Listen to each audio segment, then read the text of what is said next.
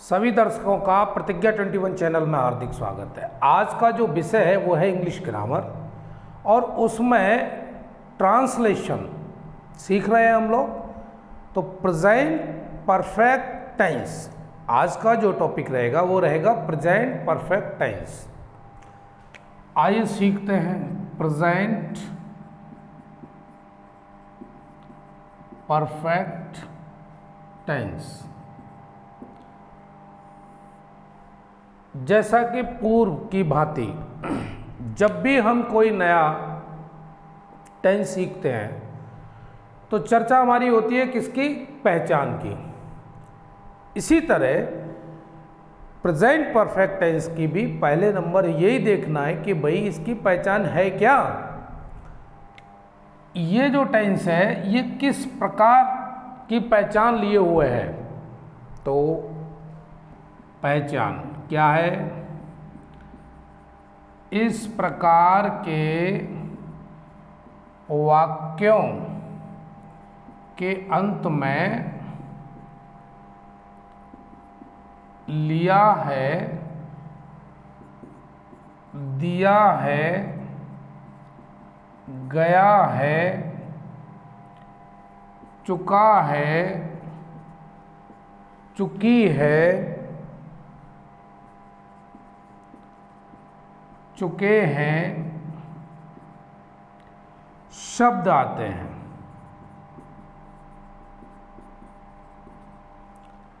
Present perfect tense में जब भी हम हिंदी से इंग्लिश बनाएंगे तो हिंदी में जो लिखा होगा उस वाक्य के अंत में क्या होगा?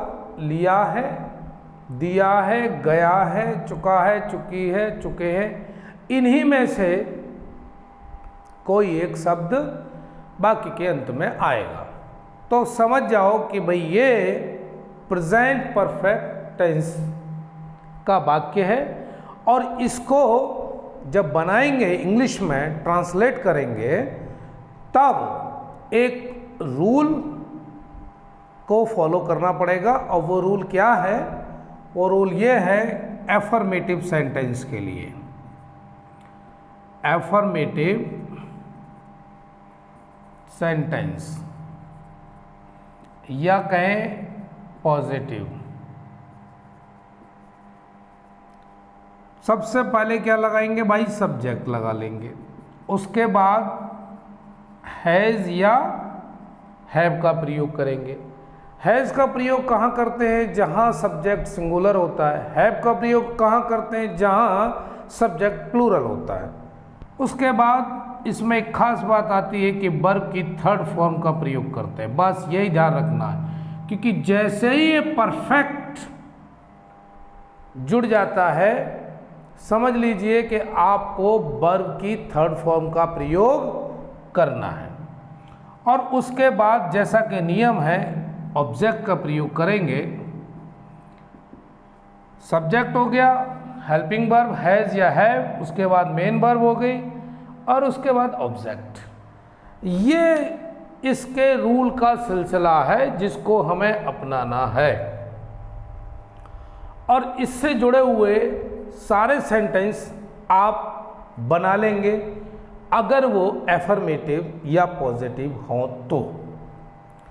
अब इसी रूल पर आधारित वाक्य देखते हैं, क्लियर हो जाएगा और आप सीख जाएंगे बड़े आसानी से। अब देखिए इसका उदाहरण लेते हैं तो क्लियर हो जाएगा, क्योंकि रूल तो यही है हमारा। अब एक सेंटेंस लिया हिंदी में। अब सूर्य निकल आया है मतलब काम पूर्ण हो चुका है, तो परफेक्ट हो गया। अब सूर्य निकल आया है। अब यहां पर सब्जेक्ट क्या है? सब्जेक्ट है सन यानी सूरज। द सन क्या लगाएंगे? द सन सबसे पहले सब्जेक्ट हो गया, अब सिंगुलर है तो भाई हैज़ का प्रयोग कर लो, द सन हैज़। और निकलने को इंग्लिश में क्या कहेंगे, राइजन, क्योंकि ये थर्ड फॉर्म है, फर्स्ट फॉर्म तो लगनी नहीं है, क्योंकि रूल यही है भाई सब्जेक्ट लगा दिया, उसके बाद हमने हैज़ या हैव में से कोई एक प्रयोग कर लिया तो हैज़ कर लिया। बर की थर्ड फॉर्म लगा दी, यानी राइज माने निकलना होता है, उसकी थर्ड फॉर्म राइजन हो गया। उसके बाद अब बचता क्या है, ऑब्जेक्ट। तो ऑब्जेक्ट हो तो लगाओ, नहीं हो तो कोई बात ही नहीं। The sun has risen now, बस अब कुछ बचा ही नहीं इसमें, और ये सेंटेंस बन गया। इतना वर्षा काम होता है।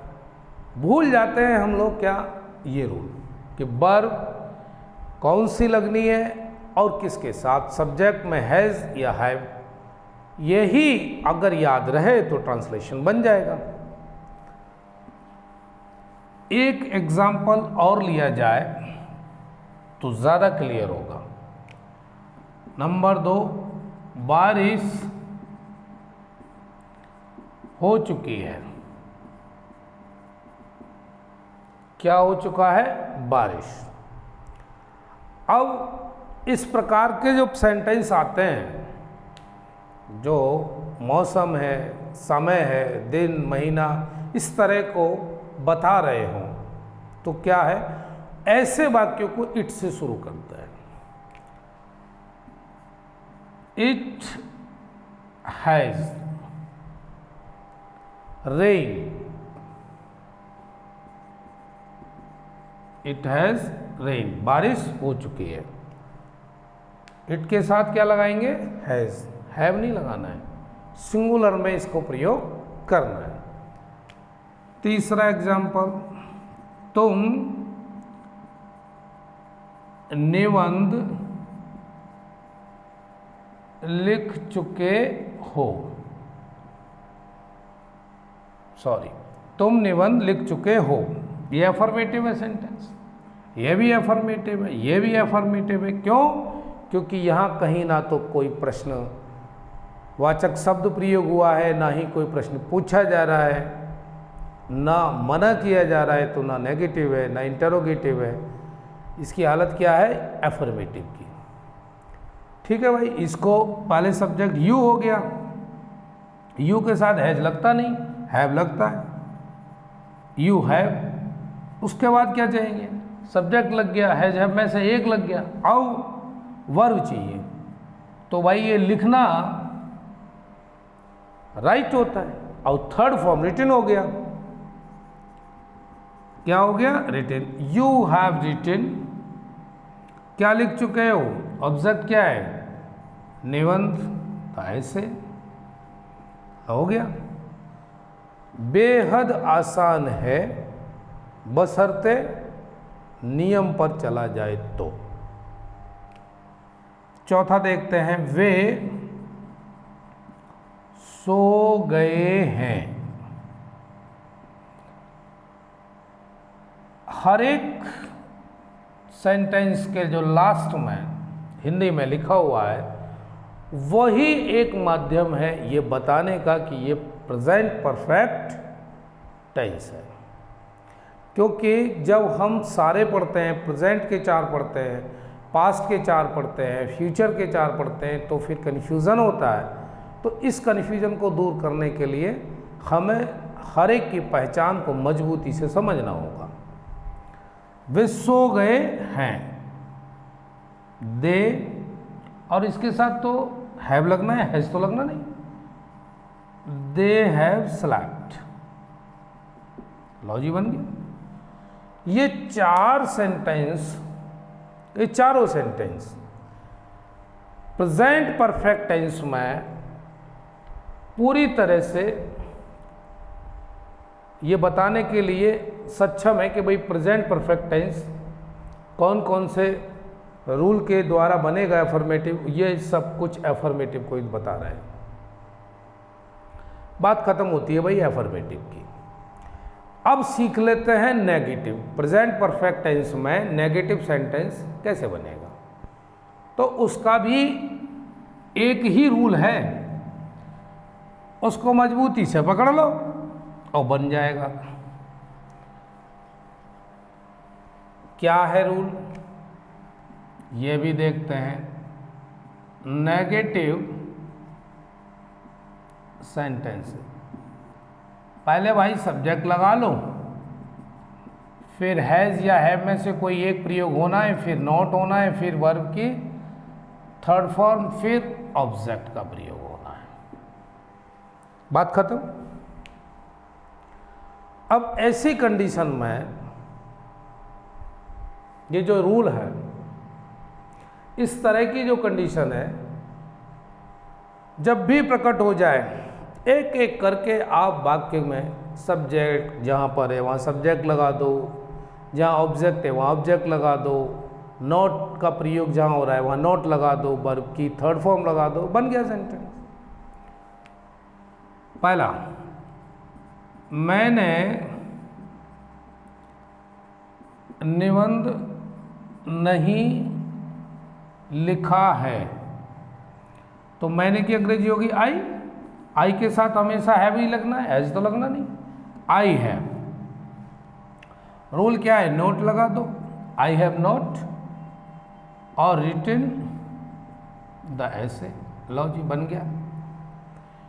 ध्यान यही रखना है, सबसे बड़ी गलती एक तो पहचान की, दूसरी हैज हैव कहाँ लगना है ये जरूर ध्यान रखना है। दूसरा, हमने अंडे कभी नहीं खाए हैं, लो जी। तो हमने की इंग्लिश हो गई वी, और वी के साथ हैव, वी हैव। अब यहां लिख रहा है कभी नहीं, खाली नहीं होता तो आप नोट लगा देते, लेकिन क्योंकि कभी नहीं लिखा है तो आपको क्या प्रयोग करना है, नेवर। वी हैव नेवर, और खाने की तो होता है eaten. We have never eaten eggs, बन गया। अब इसमें क्या प्रॉब्लम है, बस यही ध्यान रखना है, जहां कभी नहीं लिखा हुआ है वहां नोट नहीं लगाना भाई, नेवर का प्रयोग कर देना और ये सेंटेंस बन जाएगा। अब दो एग्जाम्पल के बाद तीसरा एग्जाम्पल देखते हैं। रेलगाड़ी नहीं गई है, द ट्रेन हैज नॉट गोन, या लेफ्ट, कुछ भी लिख दो, दोनों ही सही है। द ट्रेन हैज़ नॉट गोन या लेफ्ट, पूरी तरह से ये सेंटेंस सही हो गया। क्या है, सब्जेक्ट के बाद हैज लगा दिया है क्योंकि सिंगुलर है, और नॉट लगा दिया, और वर्ब की थर्ड फॉर्म, आगे कुछ था ही नहीं, ऑब्जेक्ट है ही नहीं, तो जब नहीं है तो हम कहाँ से ले आए, ठीक है ना। जैसा सेंटेंस वैसे ही तरीके से आप बना दीजिए, रूल ऊपर रखा हुआ है। उम्मीद है कि यह एग्जाम्पल आपकी समझ में सारे आए होंगे। अब यहीं पर नेगेटिव के बाद बात चलती है किसकी, इंटरोगेटिव की। अब इंटरोगेटिव कैसे, अब मैंने बताया, पहले भी बताया है कि इंटरोगेटिव भाई दो तरीके का होता है। पहला तो ये कि वाक्य के शुरू में क्या आ जाए शब्द, जैसे इंटरोगेटिव सेंटेंस, यदि वाक्य के शुरू में क्या शब्द आया हो तो पहले हैज या हैव, शुरुआती यहीं से करेंगे। पहले हैज देख लेंगे, सब्जेक्ट सिंगुलर है तो हैज का प्रयोग करो, सिंगुलर नहीं है प्लूरल है, हैव का प्रयोग करूं। शुरुआत हैज या हैव से ही होनी है। हैज हैव प्लस सब्जेक्ट, उसके बाद सीधा सीधा सब्जेक्ट लगा दीजिए। फिर क्या करेंगे, फिर अगर नॉट होता है यानी इंटरोगेटिव नेगेटिव है तो नॉट लगाओ, और नहीं है तो फिर वर्ब की थर्ड फॉर्म का प्रयोग कर लीजिए, ऑब्जेक्ट लगा दीजिए, और उसके बाद लास्ट में क्वेश्चन मार्क। ये क्वेश्चन मार्क लगाना बहुत जरूरी है, अन्यथा ये ठीक नहीं माना जाएगा। उदाहरण, क्या वह आगरा गया है, ये है मान लो सेंटेंस। क्या से शुरू हो ही गया, नियम बता दिया मैंने, क्योंकि अगर क्या से शुरू होगा तो रूल ये अप्लाई होगा। सब्जेक्ट कैसा है, सिंगुलर, तो हैज से शुरू करें, हैव से क्यों करें, हैज ही। अब उसके बाद सब्जेक्ट लग गया, नोट इसमें है नहीं, वर्ब की थर्ड फॉर्म लगा दो। जाने को क्या बोलते हैं, गो, थर्ड फॉर्म होगी गोन। और कहाँ गया है, आगरा, तो आगरा क्वेश्चन मार्क लगा दिया। बस यही बात ध्यान रखनी है कि भाई इंटरोगेटिव सेंटेंस सब कुछ आपने बढ़िया बनाया है, और लास्ट में ये मार्क नहीं लगाया आपने तो गलत हो जाएगा। दूसरा एग्जाम्पल, क्या वह खाना पहले ही खा चुका है। वह, यहां भी सब्जेक्ट क्या है, सिंगुलर, हैज ही ऑलरेडी, पहले ही, तो ऑलरेडी का प्रयोग होगा, has he already eaten the food, has he already eaten the food, यह बन गया। ये कौन सा है सेंटेंस, इंटरोगेटिव है, क्या से शुरू हो रहा है, और इस तरीके से बनेगा। तीसरा एग्जाम्पल और लेते हैं, तो उम्मीद है कि पूरी तरह से आपको समझ में आ जाएगा। क्या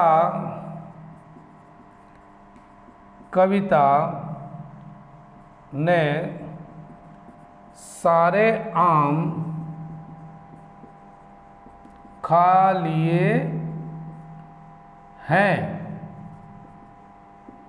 क्या कविता ने सारे आम खा लिए हैं, हैज कविता, हैज कविता। अब यहां पर सब्जेक्ट हो गया, उसके बाद सीधा सीधा क्या लगाएंगे, वर्ब लगाएंगे, ईटन ऑल द मैंगोज, लो बन गया सेंटेंस। क्या कविता ने सारे आम खा लिए हैं, has Kavita eaten all the mangoes. अब टाइप दूसरा इंटरोगेटिव में, क्या यदि वाक्य के बीच में, यदि वाक्य के बीच में कोई प्रश्नवाचक शब्द आ जाए तब क्या करेंगे, सबसे पहले उसी की इंग्लिश लगाएंगे, उसी की इंग्लिश बनाएंगे जो प्रश्नवाचक शब्द बीच में आया है। या भी देखो, यदि वाक्य के बीच में कोई प्रश्नवाचक शब्द आया हो तो पहले वही क्वेश्चन वर्ड लगा देंगे, फिर हैज लगाएंगे या हैव लगाएंगे, फिर सब्जेक्ट लगाएंगे। अगर नॉट है तो भाई नॉट लगा दो, नहीं तो वर्ब की थर्ड फॉर्म का प्रयोग करेंगे, और फिर ऑब्जेक्ट। बस ध्यान रखेंगे, लास्ट में क्वेश्चन मार्क। लो, रूल अगर याद है तो सेंटेंस बनेगा ही बनेगा। उदाहरण पहला, चपरासी कहाँ गया है। अब ये क्वेश्चन वर्ड आ गया, कहाँ, और कहाँ को इंग्लिश में क्या कहेंगे, वेयर। सबसे पहले यही लगाएंगे क्वेश्चन वर्ड वेयर, फिर हैज या हैव में से एक लगाओ, तो सब्जेक्ट हमारा है सिंगुलर और सीधा सीधा क्या करना है, हैज का प्रयोग करना है, वेयर हैज। अब कौन है ये, चपरासी, तो चपरासी की इंग्लिश क्या होती है, peon. Where has the peon gone. लो जी, यह बन गया सेंटेंस। क्या मुश्किल, मुश्किल सिर्फ एक ही है, अगर हम मन से तैयार हैं सीखने के लिए तो ही आएगा समझ में। तो मुश्किल काम क्या है कि हम अपने आप को मन से तैयार करें। सबसे बड़ा काम तो यही है कि हम अगर मन से तैयार हैं तो पक्का है कि आप सीखेंगे, और मन से तैयार नहीं है तो भाई ये नहीं आने वाला। और कोई भी काम, ये इंग्लिश की बात नहीं कर रहे हैं, दुनिया का हर काम अगर आप मन से कर रहे हैं तो उसमें इंटरेस्ट भी आएगा और सीखने का जो समय है वो भी बच जाएगा। बेमन से कोई भी काम करोगे तो उसमें पूर्णता तो हो ही नहीं सकती। तो वही बात है भाई, यहाँ पर मन से अगर आप सीख रहे हैं तो समझ में आ रहा है। चपरासी कहाँ गया है, पहले वेयर और फिर हैज हैव में से लगा दिया, सब्जेक्ट लगा दिया, वर्ब लगा दिया, और कुछ ऑब्जेक्ट होता तो वो भी लगा देते हैं, लेकिन है ही नहीं तो लगाएं कहाँ से। ठीक है, दूसरा, उन्होंने आज क्या खाया है। लो, अब क्या आ गया, तो क्या को इंग्लिश में क्या कहेंगे, व्हाट। व्हाट, अब यहाँ उन्होंने यानी बहुत सारे हैं ना, what have they eaten today. What have they eaten today, उन्होंने आज क्या खाया है। तीसरा, इस विद्यार्थी ने कितने प्रश्न हल किए हैं। अब यहाँ क्या आ गया, कितने प्रश्न।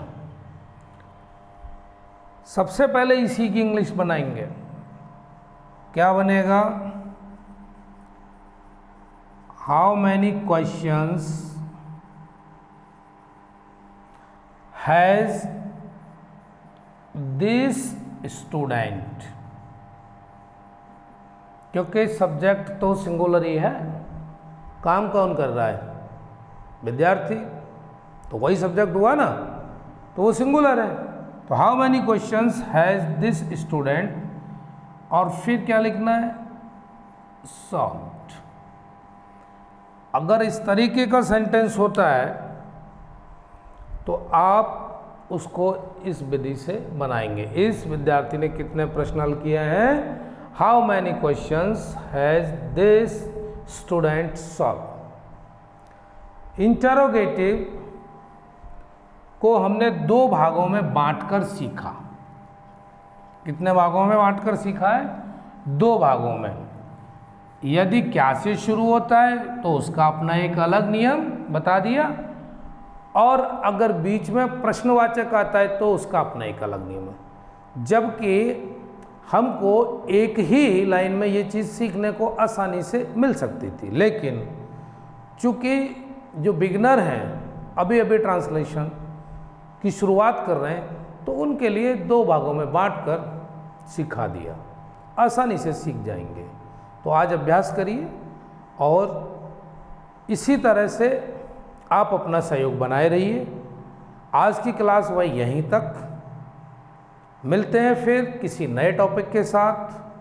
तब तक के लिए आप स्वस्थ रहें, मस्त रहें और अध्ययन में रत रहें। धन्यवाद।